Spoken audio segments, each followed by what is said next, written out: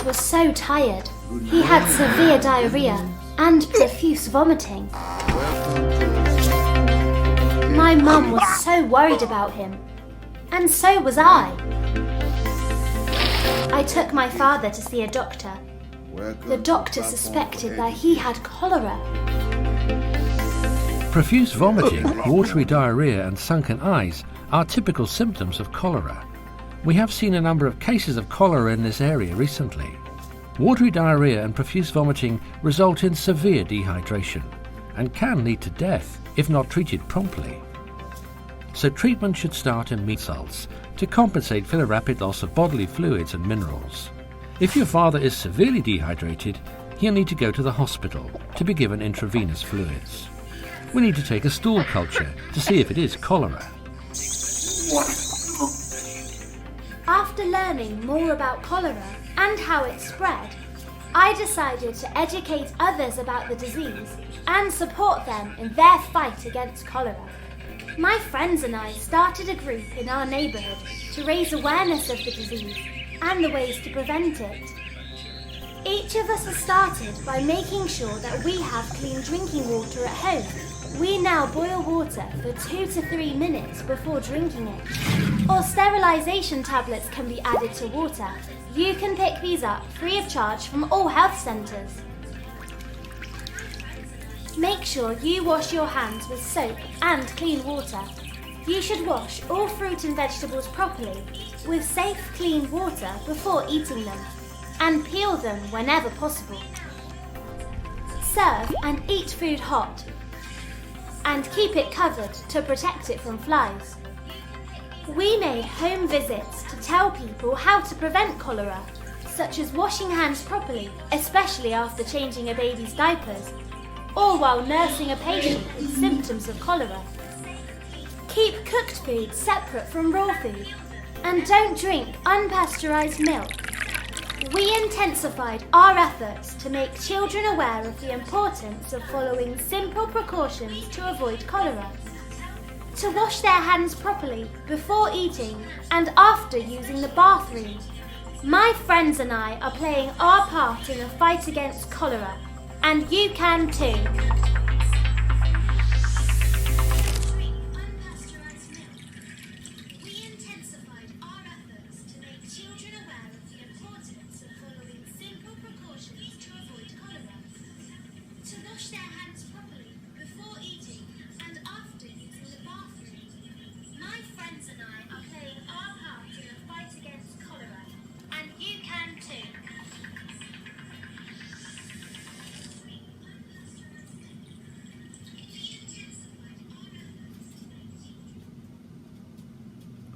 Good morning, ladies and gentlemen.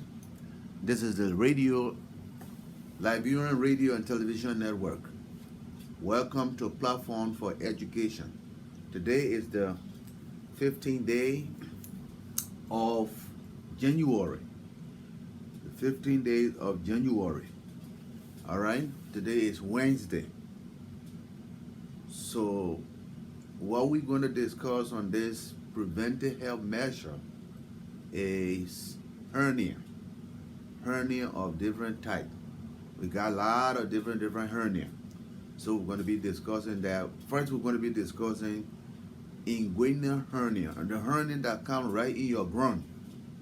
The one that comes right in your groin, this groin here, maybe your right side, your left side, but there's a hernia that comes around there. You know, hernia is a swelling, is a protrusion of the intestine through the weaker part of your stomach or your stomach wall. But that usually happens around the groin. You know, where your stomach joins your pelvis or your private part, where your stomach joins your private part, that area can really be weak. And you know how the intestine can come through there? It's because sometimes we start straining. When you are constipated, you go in there. Some people, they eat too much bread. Some people eat too much bread. Every time you're eating bread, bread is constipating. It's a carbohydrate, but it's constipating. You are not adding any vegetable with this bread, and you're just eating it. Of course, when you eat it, the end product is sugar. You're strong. You continue to do your work, but mind you, you are not going to go to the bathroom. If you do not go to the bathroom, you have developed constipation. But the day you go to the bathroom, you're going to be there for some time. You're going to be straining. Now, this is where the hernia come in.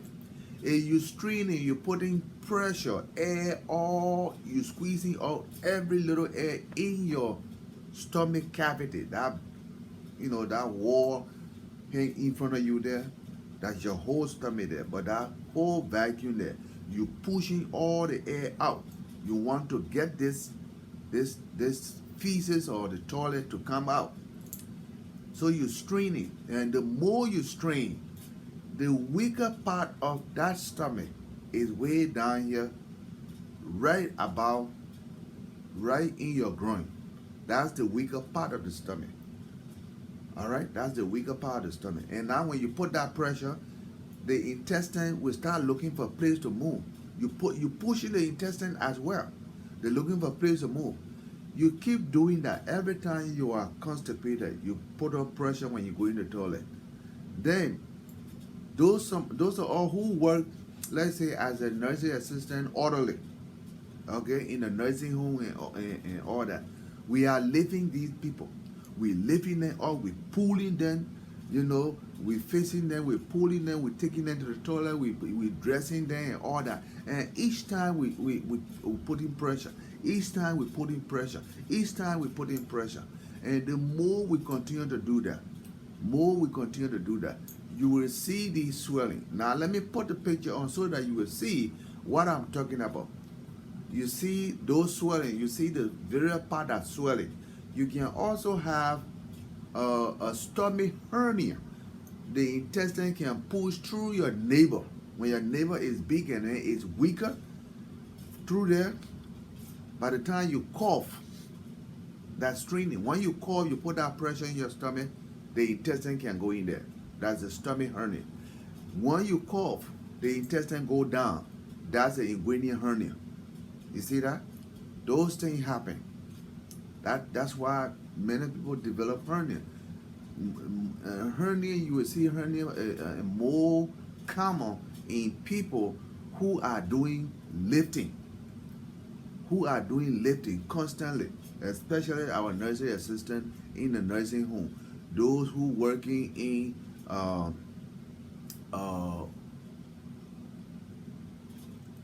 UPS offices, okay? The toe in these cartoon, lifting all these cartoon, lifting all these cartoon. They come out, they tend to develop hernia. All right, this is what I'm talking about. Let's get that. Okay, you will hear me, and you will see where all the different swellings are. That's the hernia we're discussing here. All right, you see, that's what we are talking about. Let me move my knees so that you see properly. Fine. You see, let me move the education so you will see it properly. All right, you see there now? These are the things that we're talking about. That's the hernia. This is the hernia we are talking about. That's the femoral inguinal hernia. You see where those black spots, those lines going? You see those swelling? You got the stomach swelling. Then you got the other swelling on the other side of the penis, on the other side of the penis. All right, that can swell up like that. But as time go on, that will not be swelling over there. It will go straight into the scrotum. Then the scrotum it start bulging. It start getting to be bigger. It will go straight into the scrotum. The intestine will all one that hole over there. You see those lines where the lines are. When that hole become bigger, the intestine will pass through there and go straight into the scrotum. You see, it will protrude straight into the scrotum. That means because everywhere anywhere there's a hole in the body, there's always a lining in that particular hole. Even in our artery, there's a lining. In the blood vessel, there's a lining in that blood vessel. So anything protrude, that whole lining will protrude inside there. You see? It will protrude straight inside there. That's what we're talking about. We're talking about inguinal hernia. We're talking about femoral hernia. That's the hernia we're talking about. These are the hernia I'm telling you about. So, if you go to the hospital for physical examination, these are the things, these are the area the doctor check the male patient. These are the area the doctor will check the male patient. He want to make sure that you are not developing hernia. He put a hand, he will put a finger, the small finger, okay? He will put the small finger into the scrotum and ask you to cough. When you cough, if that area is weaker, he will feel pressure on his finger. He will feel pressure on his finger. When you cough, he feel pressure on his finger. That means that was the hit of the intestine hit right on his finger. That means that area is weaker. Sooner or later, you will develop that whole intestine will start herniating. It will herniate straight through there, and you will start having the bulging in your groin. You see, people like that, they don't want nobody to know that they got hernia or there's a swelling. They tend to wear a bigger trouser. So one day when men wear bigger trouser, you will not know. You wear bigger jeans pants, you will not know. No belt in the jeans pants, it will just be hanging. You will not know that he had hernia. All right, this is what happened. Hernia is more popular in people who are doing lifting, working in UPS offices, or maybe going to the mine, the digging, or people who are doing road work, the digging, the pushing all heavy. Those who are in the nursing home, they keep lifting, they keep lifting, they keep lifting. Some of the women, they can have prolapse, uterine prolapse. Some of the women can have what we call bladder prolapse. You see, because of that lifting. Because as long as you get older, the abdominal wall become little weaker. It's not strong again. The fibroid become weaker. You know, because especially some women who were born like 2, 3, 4, 5 children, the abdominal wall is stretched, it come back, it stretch and go right back. It stretch and go right back. All right. If it continue to do that, the wall, the muscle, it becomes to be thinner. And the more it becomes thinner, that's how weaker it becomes. So when you keep pushing through, anything in that stomach will start finding a way to go through in any package like that. So this is what happened. You see, the same more with the pelvic cavity. You see, that's the same more way. If the uterine protrude through there, it herniate through there, you know, it herniate through the vagina area. Is like how you would call it, the uterine hernia or something like that. You see, as long it pulls through, okay, you will see the uterine pushing through the vaginal area. You will see the bladder. All of them will do the same thing, but it always comes from where? It's always starting from this lifting for a long time in the nursing home, for a long time in the nursing home. So that is not the right thing to do. So when you go to the hospital for physical examination, what most of the time we would do is to put you on the table, to put the man on the table, we press all on your stomach, you know. We press in your stomach. We want to know any part of your stomach is hurting. We're checking for appendix, that maybe you're developing appendix, maybe you're developing cholecystitis. So we're checking to see your gallbladder is going to be all right. We're pressing all on your stomach. Anytime we're pressing like that, we're looking for pain, something that is developing. You know, we're looking for pain. We're knocking our finger on there. We want to see whether something is hard in there. Those are the things we're looking for. Now, when the man if it is a male, we tell you to stand up. You will stand up. We will start pushing our hand into your scrotum and say, cough. We're looking for hernia that is coming, and all that kind of thing. Those are the things that those are examination style that we do to detect it as a hernia. And you are developing hernia. So in this case, if we find out that those things are coming or you developing any hernia like that, we tell you first thing that, sometimes we do a blood test on you to see, how much blood you have.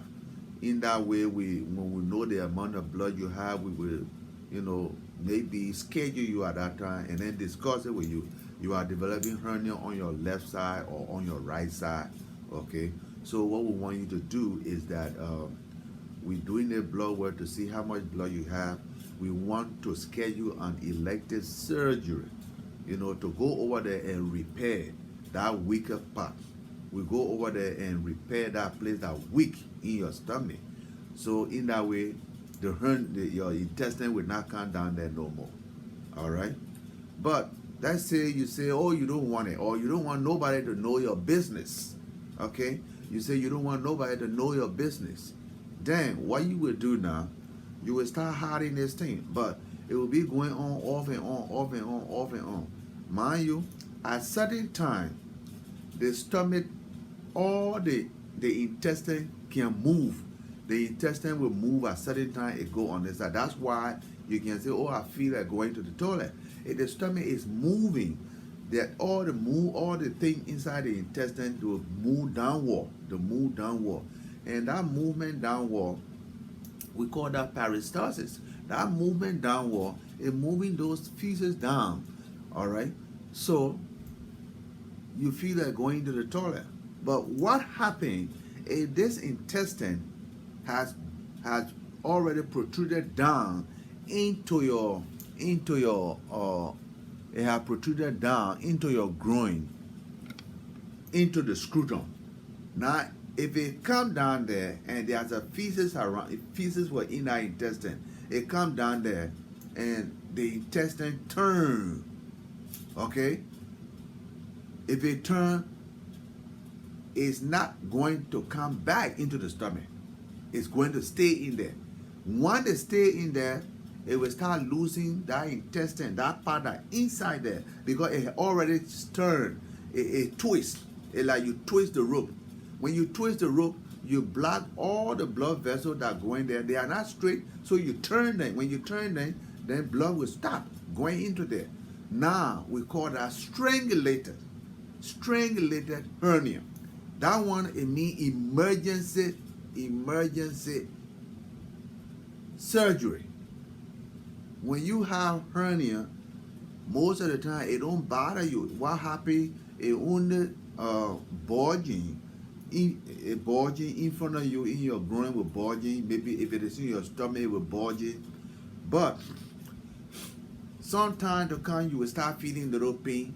When you cough, there's a pain. When you're standing, there's a little pain. When you cough, there's a pain. All that. But the pain, that kind of pain is not that sharp. It's the kind of dull pain, but it's the kind of thing that is not hurting you that much, but it's tedious. It's just there, and you don't want it. It's a uncomfortable type of pain. That's it.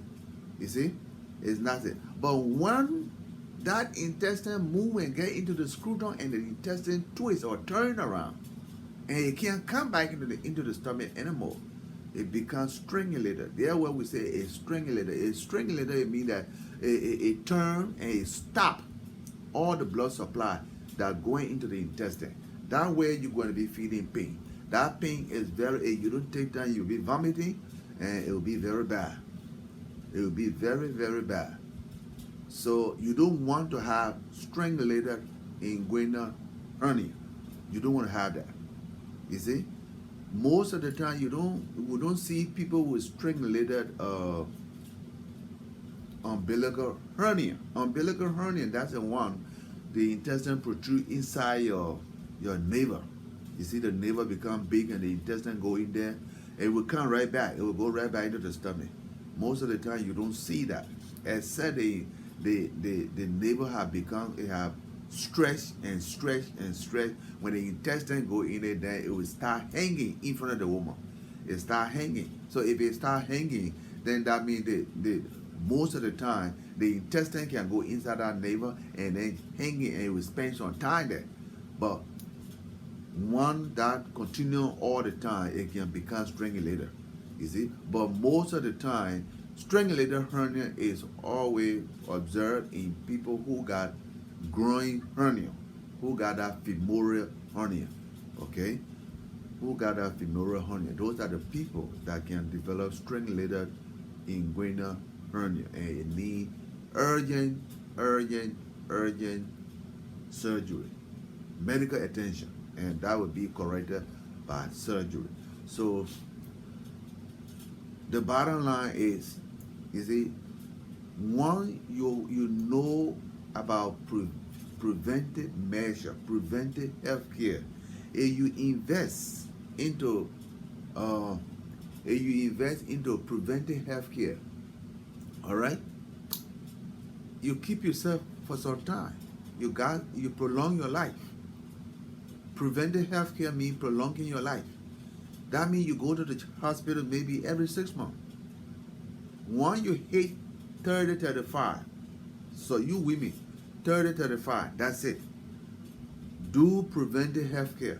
You make an appointment with your primary physician, your PCP, your primary care physician. You make an appointment with this doctor. Go down there and do a physical. You do that physical for the year, maybe in January. You wait. Next January, you do your physical. And you want to do it maybe every 6 months. Then July, you will go back and do your physical. So from January to January, the whole year is a little bit longer, you know. But do it every 6 months, like we do. Like many people that work in the health field, the health institution tend to say, it is time for physical. We want to see everybody physical. Everybody go to the clinic and do physical. You go to the clinic and do physical. If you go do that physical, we are going to check on the male. We're going to check if the male is liver is all right. We want to check if that male kidney is all right. We're going to check if that bladder is all right. We want to check if the male is not developing any hernia. We want to check if that male ear nose is not clogged because of wax. We want to check if that male not developing a loose teeth in the mouth. We want to check if that male let's say lymph node is not swollen under his chin or in his groin. We want to check all those things. When any of those things, then we check on we'll ask you to breathe. You breathe, we listen to your lungs, the air going inside and the air coming outside. Okay, we're going to check your heart sound. Are we listening to the heart sound? Are we listening to the first sound and the second sound? Is that any other sound between those two sounds? Loved up. We don't want to hear any other sound. If any other sound between those two sounds, loved up, then that means it's a murmur. That will be the sign of what we call regurgitation. That means something is wrong with the valve. Something is wrong with the heart valve. Whenever we listening on the physical examination, there's a murmur on the physical examination. We will hear loved up. Sometimes you will hear love boomed up. You see that? That means the heart push the blood out.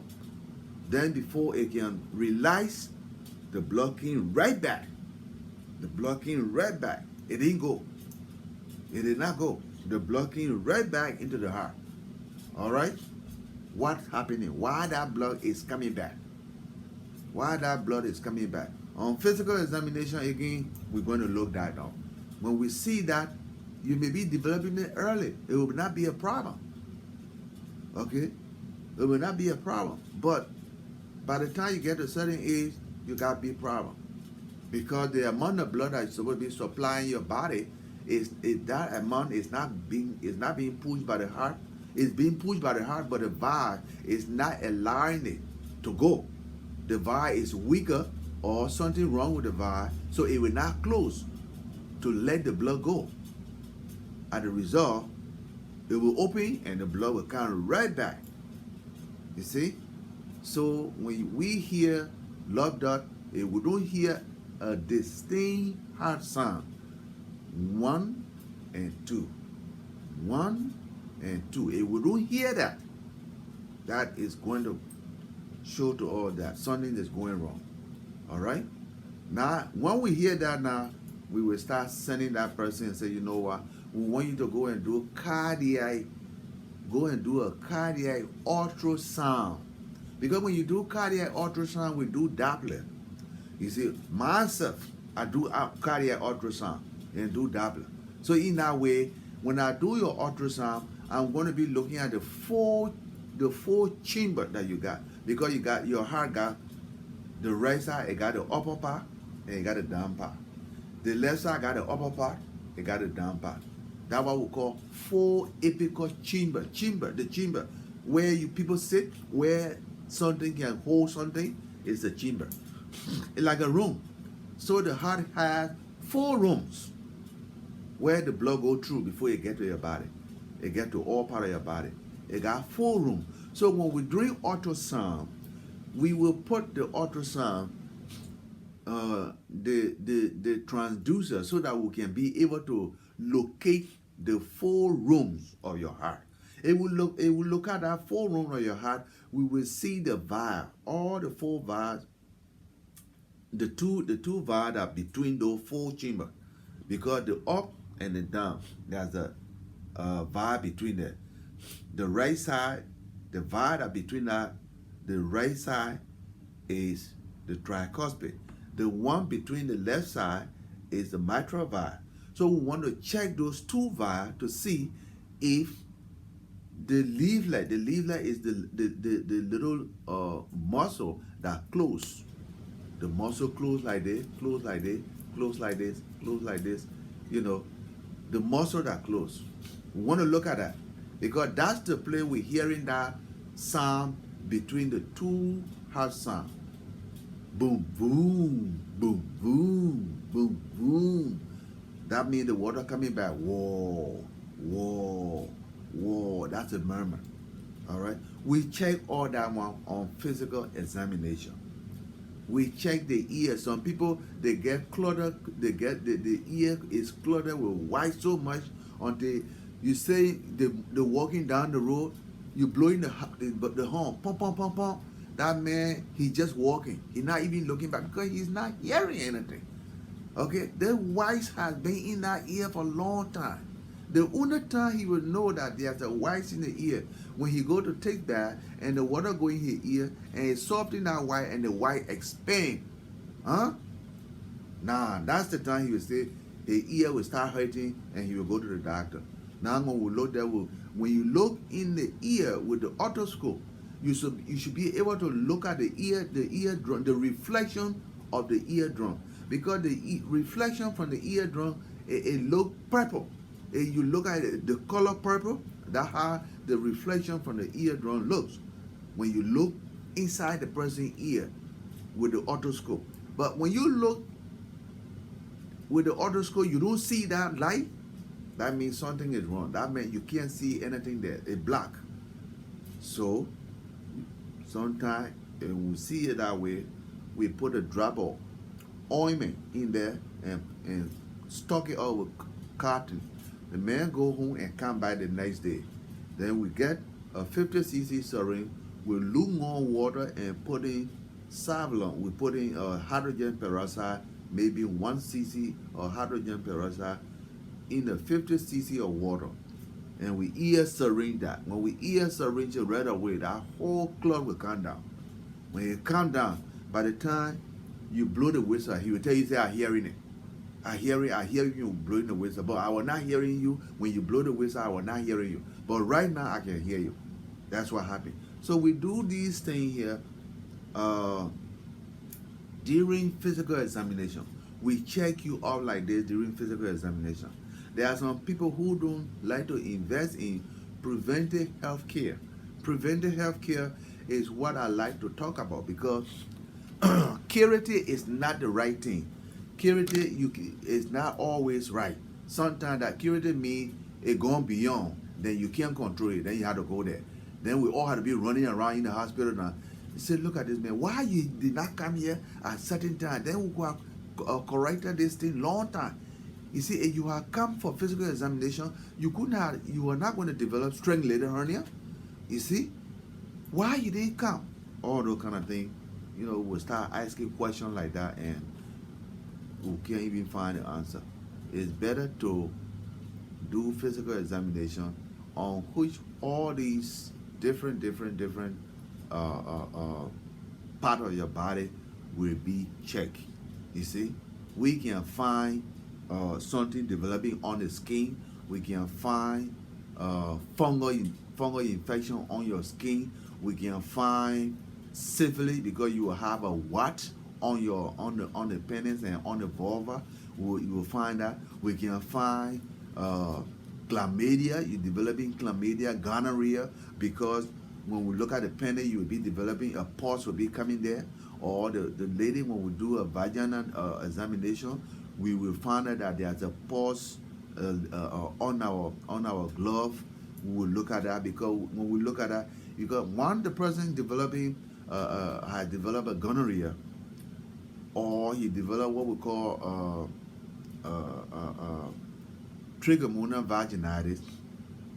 The odor, those pus, those fluid that stay on the glove is odorous. It's offensive. So you don't even have to carry it closer to your nose. You do the examination and bring it like there, feet away from your nose. You will smell it right away. And if you know that, then you will know exactly what the woman has, or what the particular patient has. You see, that's why it's going to be. So these are the things that we do on physical examination. You see, it doesn't mean that the doctor will know all your business and he will tell somebody. No, that's not the way. No, you see, that's why we took this oath from the beginning before we get into the field. You show that what you're going to do, is going to be kept only with you and the patient and nobody else, not even your mom or not even your children or anything else. Yes, I'm sure I'm going to do that. All right. If you go against this oath, and when you are caught, you have they are nothing to do. They will take your license, they put you right back in jail for some time. You see, and you will never practice in this field. You see, who want to go to school for a long time, all right, and come back and that the profession you want. This is the profession, this is the kind of career you wanted in life, and you got it. Here you going and mess it up. It's not the right thing to do, all right. So knowing your business is knowing your business between you and your attending healthcare provider. Your attending healthcare provider, both of you will only know your business. That's why something happened, you run there. You go there straight and you call him and say, look, something happening to me. He know your business, so he going to check it out. If there's something right away, he will take care of that. You see? Some people in this country, they don't like to invest in preventive healthcare healthcare measures. That's not the right thing. It is right to do your physical examination once a year or twice a year. Okay, January, July, or January to January. Okay, it is right to do that. When you do that, you prolong your life. You prolong your life. On the other hand, you are not going to the hospital. But when you eat, you know that the balanced diet will be carbohydrate, that will be bread.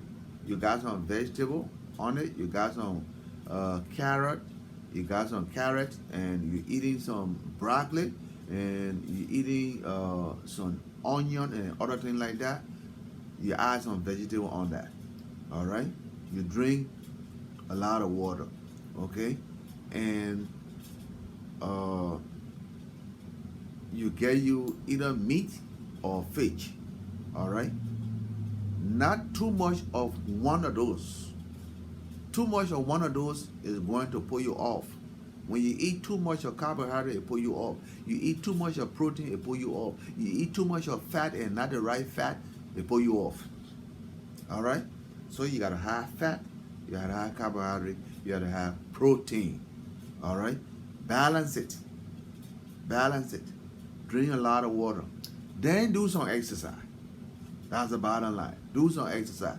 Maybe you have to walk, okay? Maybe you walk half mile, or maybe you jog, maybe 1 mile twice a week. That's something you're doing.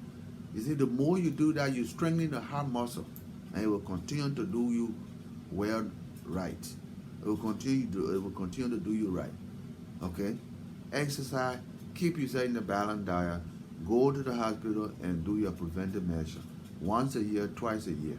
All right? Let me put my number down here. Like I said, this is the Liberian Radio and Television Network. We are here today on Platform for Education. We are educating you on preventive measures, especially on hernia that we can observe during your physical examination in the hospital. All right? So let me put this number down here so that you can call me if that's the question you have. That now, right there. All right, especially the 215 number. You are watching this program. The 215 number is what you should try to call me on. Call me on that 215 number. You got some question or you want to contribute to the lecture, to preventive measure, fine. You know, and this is platform for education. We educate one another. You know, I know something, I will educate you. You know something, you educate me. And thereby, when two hair go together, it's all right. But we got one hair in Liberia. That's why the people, they're not all right. You see? When two hairs together, it's okay. You see, in America, that's why we say America is very good. Everything, let me go to America, everything all right. Because there's two hair in this country. You see, when one hair want to go to the other hair, say, oh, no, you can't do it that way. It got to be this way. Let's do it together this way. You see, that's why things in this country work better. But over there, you got one hair. And some of you Liberians, you don't still know that we got one hair in Liberia. When I say one hair, you know what I'm talking about? I'm talking about government that is only one. That they call it unitary government. But in like America, we have democratic government. We got two. You know, two people vote. The other person vote yeah, the person vote no. You see? But over there, we only got one person who will vote yeah, that's it. If that person say yeah, that's it, we go for it. If that person say no, we all go there. You see? That's what's happening in Liberia. That's where all these trouble coming from. You see? Two hair is better than one. Even the Bible said two had to agree in order to work. Two had to agree. The Bible, the God that made you and myself, he said in his word, there got to be two in order to work. You tell me, is it there's all the government business all coming from the Bible? If God wanted only one person to be in this world, he could have only let Adam be that way. But he said no. Adam had to have a partner. Two of them got to work together. So what he did, he made a woman. And add that woman to Adam and say, your two go on and multiply. Simple thing. We have to live with the simple. They want they in the school business in there again. You know, it ain't called for school business. We got to be two to work. Liberia, we are only one. That's what it means. The government won. And they didn't do anything different. They went at that rate and wrote it down in their law book. Yeah, our country is only one person. Only one person should rule. And that the president. Everybody wrong to become president because they want to rule. You see that? Because one person rule that country from time to time, tournament time, all this time. Only one person rule. You're sitting there talking about, we got lawmaker, we got a court. That's not the court. Anybody that become president is the only person that rule. When he say, everybody go to sleep, everybody go to sleep. When he say, everybody eat. You're sitting here and talking about, oh, Democrat. You're fooling yourself. Fooling yourself. Upon we can stay over there, all he want to do, as long as nobody fighting war, nobody will go there and move him. Nobody fighting war. The only time you'll see America, Russia, Canada, okay, go to any country to say we want to stop you when you're killing one another. Then they will go there. But when that president is in there and he keeping the peace, you see, Ellen Johnson said he went there and kept the peace. Anybody ever say anything to her? No. Even though she was the head, she was the only person. Anything she said, yes. That's why our country people always break the law. The president always break the law because the president is the only one that tell you, let's do this, and we do it. You see? That's what it means. So, platform for education, it means you got an idea, come back, call me, and put it on. I got an idea, and put it on. Two heads make a very perfect idea to follow. Okay? So you have anything on to call me on preventive measure. Okay, let's go ahead. Call me on those number. You can call me on the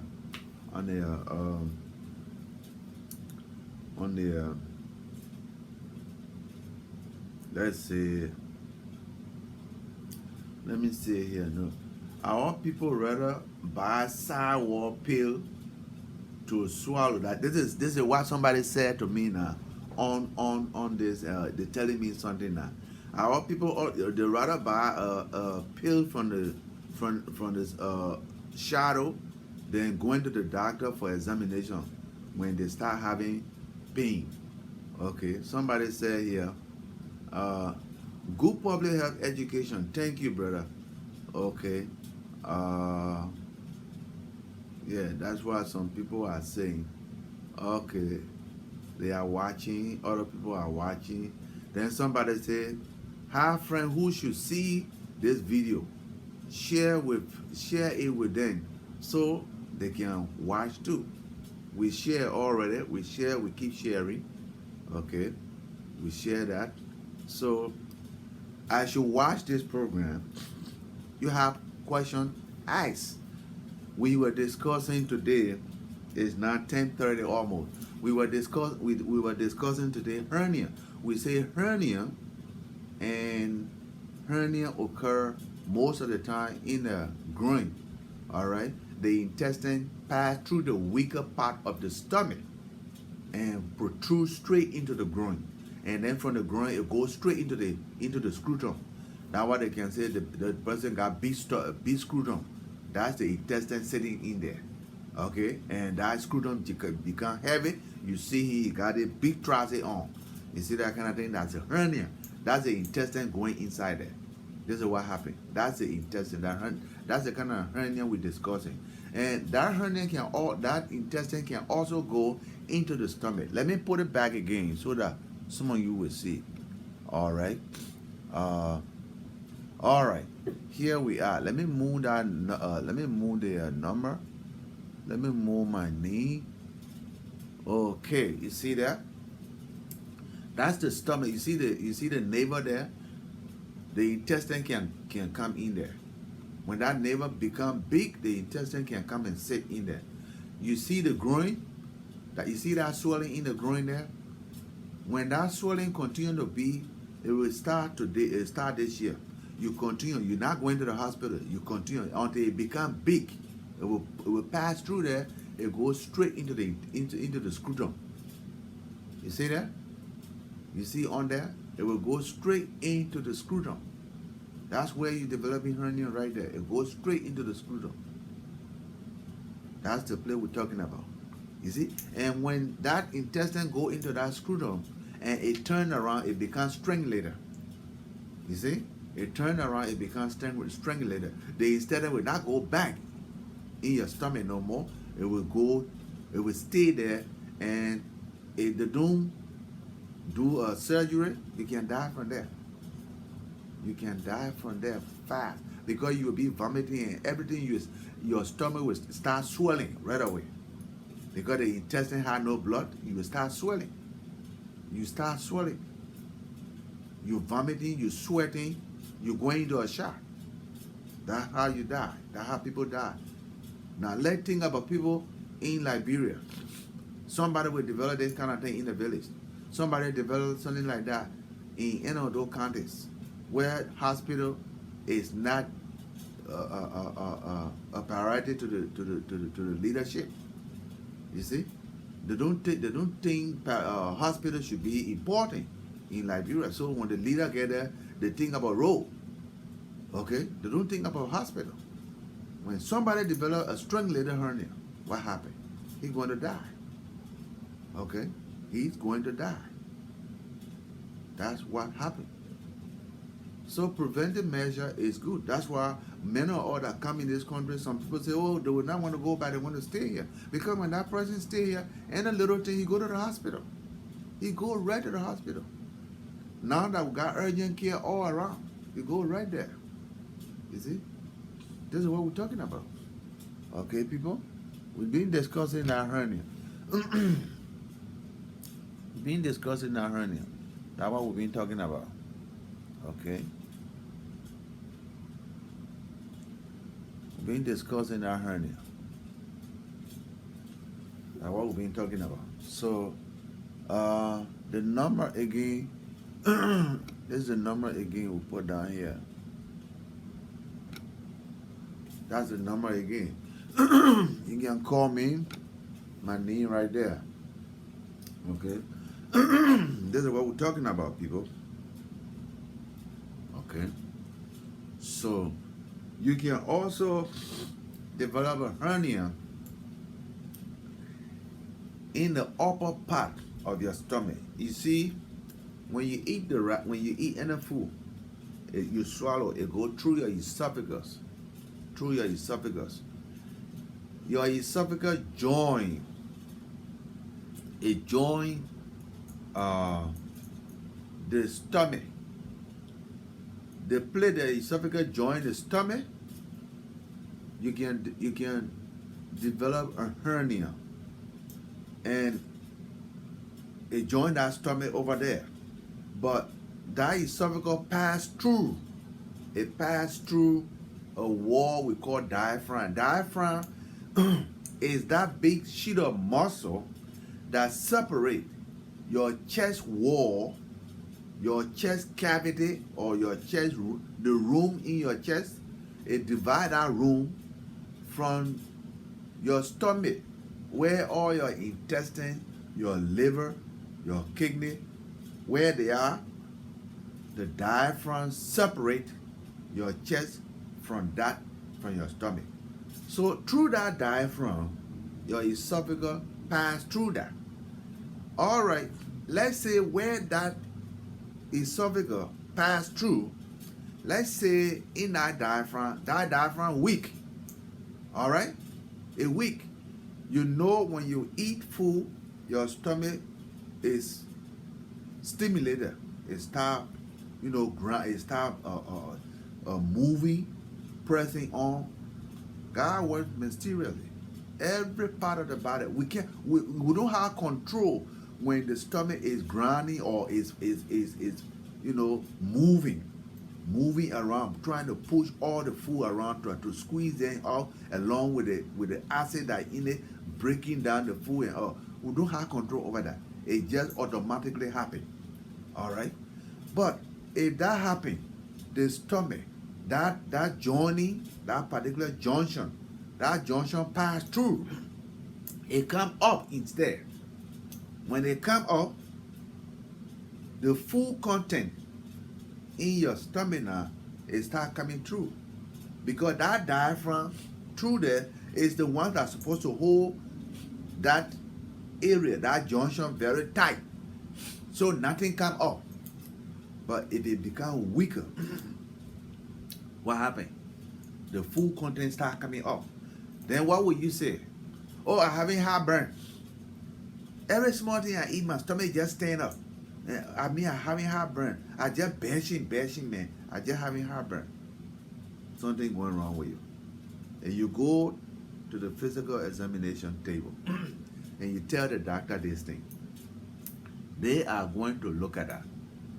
Maybe you are developing hiatus, hernia. That's what happened. So when this content come into your, you feel it into your chest, and you say that heartburn, a burning, all right? Those people will always come out with heartburn. I'm having heartburn. I'm having hiccup. I'm just that just a gas. I have a gas and all that kind of thing. Why would gas come through there when it's supposed not to come out, or you're coming out? Okay, hiatal hernia is not right. You see, it's not right, because that opening into the diaphragm, it become wider. It can't hold that junction tight no more. It can't hold it no more. Okay, hiatal hernia. So a bulging inside the bulging inside the diaphragm, and it will be sitting there as a pocket, just like a little pocket light. It will be sitting in there. The full content from your stomach will be sitting in there. You see, and that way you will come out and say there's I'm having heartburn, I'm having gas, I'm having hiccup, and all that kind of thing. When I eat, my stomach just just stand up. I don't know what's going on there. I think that's just a whole lot of gas. No, go to the doctor. They're going to check it out. You see, go to the doctor. They're going to check it out. You see, that is hernia also. That is hernia. You see, that is hernia. If that part of the body is weak, something will pass through. You see, and that happens when we all growing older. All these things happen when we're growing older. That's why it's better to do exercise when you're younger. Start doing exercise. Grow up with exercise. You see, the more you exercise, you're strengthening the muscle. You're strengthening the heart muscle. You're strengthening the muscle in your body, the blood vessel, and all that. You're strengthening a lot of things when you do exercise. A lot of things come. You put up. You sweat good, and you put up all these additives in your blood. They all come out. Exercise is good. Preventive measure, and you do exercise. Eat balanced diet. Balanced diet, exercise, physical examination. It will prolong your life. You see, some of us do our weight lift, then we do our push-up, 10 push-up, 10 weight lift, 10 push-up, 10 weight lift. At least it increase your heart rate. When you increase your heart rate all the time, your heart get conditioned. Okay, you do that. But from there, you have your balanced diet. You eat. You don't eat too much on one thing. Okay? You do your physical. See? Majority of all that from Liberia, especially from the tropics, majority of us on physical examination, we will always find out that our PPD is positive on physical examination. They give you protein purified derivative, what we call PPD. Okay? They give it to you under your skin. You go come back, boom, it's positive. You see? Many of us have been exposed to tuberculosis a long time. The bacteria is in our body. But if you come on this side and you start eating good food, tuberculosis bacteria does not survive, is not active in high hemoglobin. High hemoglobin. You got good amount of blood. You got like 12, 15, 16 grams. bacteria like tuberculosis bacteria is never going to function. But it's going to tell the test that you have been exposed, the bacteria has been in your body. All right? But it's not active. When it's not active, they don't declare you a sick person. Okay? Sometimes when they find out that it is like that, it is active, then nowadays, what they do an inference study. They take maybe like 4 or 5 bottles of blood from you. They go and study it. They will find out for sure that you are being exposed to tuberculosis. Now when they know that, they will say, okay, you are being exposed to tuberculosis. What we want to do is, you got what we call latent tuberculosis. So they will go back and give you the tuberculosis medicine. There are 3 types of medicine they will give it to you. They will give it to you for like 6 months or 1 year. When you finish taking that, that's it. Okay? It prevents you completely from that side. You're not going to have that again, except you go back and become very, very sick and you got somebody. And people who develop tuberculosis always come from the home.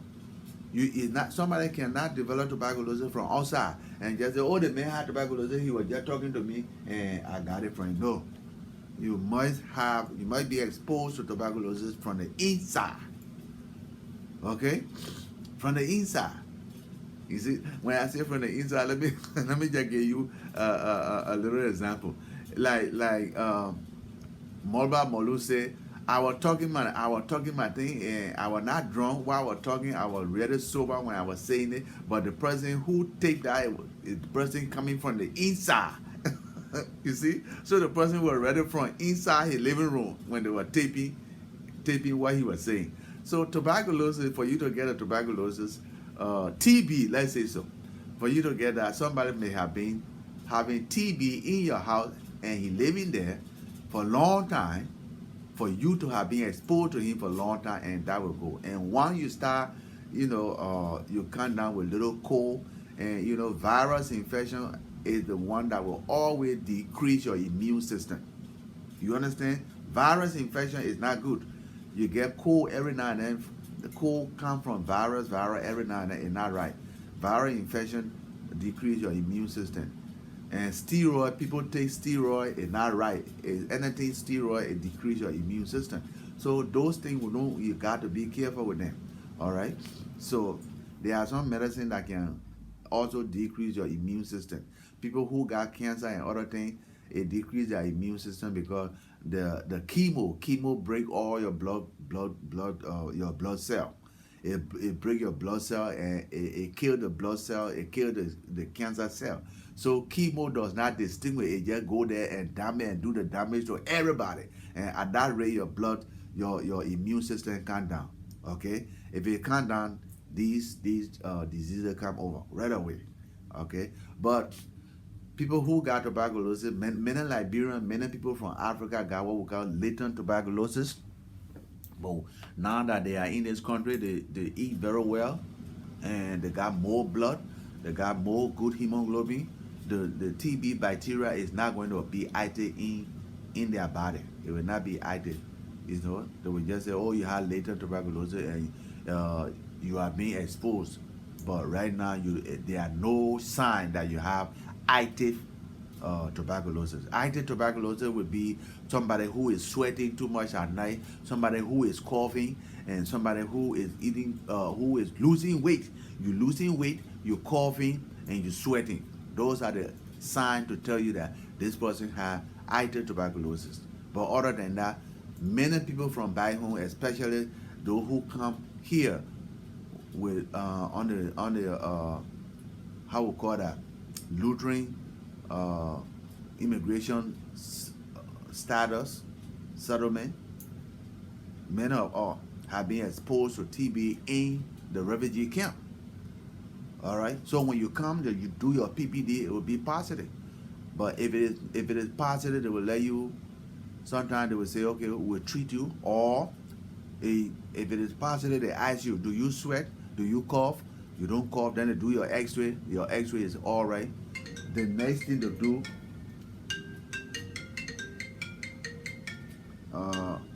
excuse me, people, 1 minute. Oh, ladies and gentlemen, we can't write that. That was some kind of disturbance right there. Some kind of disturbance. Okay, so we come right back. Now, yeah, so that's what we're talking about. We're talking about physical examination, okay? That's what we're talking about. We're talking about latent tuberculosis and other things like that. All these things that we are talking about, we always find them on preventive measure. All right? When we go for our preventive measure, it'll be all right. Okay? So just so that you know. For right now, today is now going quarter to 11, and we will start right here. All right? We'll start right here. And let's say Friday or Monday, we'll do something else. Okay? Thank you now. Goodbye. There was nobody to call me, so it's all right. I leave you here. No need to say anything. The preventive measure is the best thing. So just go to the hospital and do your physical. Schedule your physical and do it. All right? Okay now. We'll call it a quit for today. Okay? Thank you.